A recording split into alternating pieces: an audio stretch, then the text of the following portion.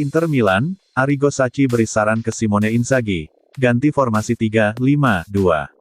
Mantan pelatih Italia dan AC Milan Arrigo Sacchi memberikan saran kepada Simone Inzaghi tentang formasi Inter Milan. Seperti diketahui, pelatih Inter Milan itu selalu mengandalkan formasi dengan 3 bek dalam skema 3-5-2 atau 3-5-1-1. Formasi 3-5-2 sebelumnya juga digunakan mantan pelatih Nerazzurri, Antonio Conte yang berbuah gelar Scudetto musim tahun 2020 sampai tahun 2021 silam. Bahkan sebelumnya saat menukangi Juventus, Conte juga menerapkan formasi 3-5-2 yang sangat dikenal di tim-tim Serie A.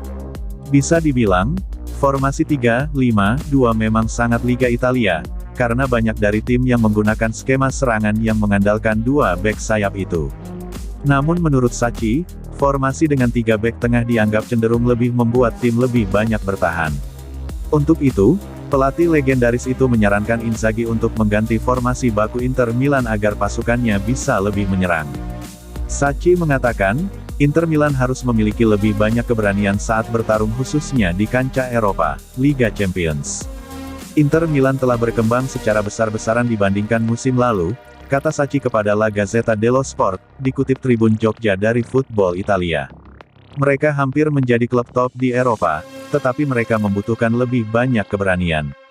Pernyataan itu untuk mengomentari kemenangan Inter Milan 1-0 atas Liverpool pada Rabu WIB, meski tetap tersisih dari babak 16 besar Liga Champions. Kita membutuhkan sistem taktis murni. Jika lawan memiliki 2 striker, kita hanya membutuhkan 2 bek tengah, jika tidak, Anda kehilangan seorang pria di lini tengah.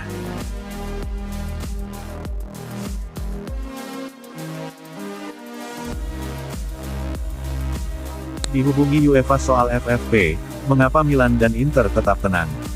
UEFA dikabarkan kembali menghubungi AC Milan dan Inter mengenai situasi financial fair play mereka, tetapi tidak satupun dari kedua klub tersebut yang merasa terlalu khawatir. La Gazzetta dello Sport menyorot bagaimana panggilan UEFA kali ini tidak terlalu mengancam dibandingkan tahun-tahun sebelumnya. Akan tetapi, baik Rossoneri maupun Nerazzurri masih harus mencermati situasi keuangan mereka selama beberapa tahun terakhir. Il Diavolo telah mengesampingkan financial fair play untuk sementara waktu lantaran COVID-19 telah membuat seluruh dunia sepak bola kalang kabut. Sementara itu, dalam 2 tahun terakhir Elliott Management terus melanjutkan misi mereka sejak hari pertama mengakuisisi raksasa Serie A tersebut. Misi mereka cukup jelas, yakni tetap berada di jalur yang benar agar tidak berada di jalur yang buruk saat FFP kembali menjadi pusat perhatian di masa pasca pandemi. Itulah yang terjadi sekarang, dengan belasan klub dihubungi badan tertinggi sepak bola Eropa tersebut untuk menanyakan situasi mereka. Neraca keuangan Il Diavolo telah mencatat peningkatan drastis, dari minus 194 juta euro atau rp 3.1 triliun pada Juni tahun 2020 menjadi minus 96 juta euro atau rp 1.5 triliun pada 2021, dengan proyeksi musim ini menunjukkan buku tahunan mereka bisa ditutup di kisaran minus 40 juta euro atau 640 miliar rupiah, mendekati minus 30 juta euro atau 480 miliar rupiah yang diminta asosiasi sebagai defisit maksimum dalam periode 3 tahun yang diperpanjang menjadi 4 tahun akibat pandemi. Bagi rival sekota Inter tersebut, semuanya dimulai 5 tahun lalu ketika Silvio Berlusconi menjual klub kesayangannya kepada Lee Yong-hong dan beberapa aktivitas transfer jor-joran yang tidak diimbangi dengan perkembangan di lapangan.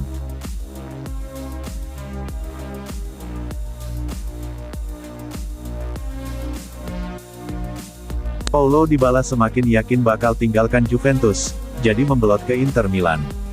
Bintang Juventus, Paulo Dybala dikabarkan semakin yakin dirinya bakal bisa berpindah klub pada musim panas mendatang. Dybala pun kini siap mendengarkan tawaran klub lain. Kontrak Dybala di Juventus akan berakhir pada penghujung musim ini. Namun, hingga kini kedua pihak belum bersepakat mengenai kontrak baru. Dybala pun sepertinya akan meninggalkan Turin. Sejumlah klub top Eropa pun kabarnya sudah mulai mengambil ancang-ancang untuk meminang Dybala pada musim panas nanti, tentu saja secara gratis. Dilansir La Gazzetta dello Sport, Dybala kini merasa yakin bahwa Juventus tak lagi menginginkan servisnya. Alhasil, dia bisa berpindah klub secara gratis pada akhir musim nanti. Dybala pun kabarnya kini siap untuk mendengarkan berbagai tawaran dari klub lain yang datang padanya, sebelum mengambil keputusan soal masa depannya. Agen Dybala sendiri sempat dikabarkan akan menggelar pembicaraan kontrak baru dengan Juventus pada pekan ini. Namun, pertemuan tersebut ditunda hingga jeda internasional akhir Maret mendatang. Dybala sudah bergabung dengan Juventus sejak 2015 lalu ketika ia direkrut dari Palermo. Kala itu si Nyonya tua mengeluarkan uang 32 juta euro plus biaya tambahan 8 juta euro untuk menggaet Dybala. Dybala pun membayar kepercayaan Juventus dengan penampilan memukau. Hingga kini pemain asal Argentina itu tercatat sudah mencetak 112 gol dalam 281 laga. Jika memang pindah dari Juventus, Dybala sempat gencar dikabarkan bakal membelot ke Inter Milan. Selain itu, klub-klub peminat Dybala lainnya antara lain Tottenham, Barcelona, hingga Manchester City.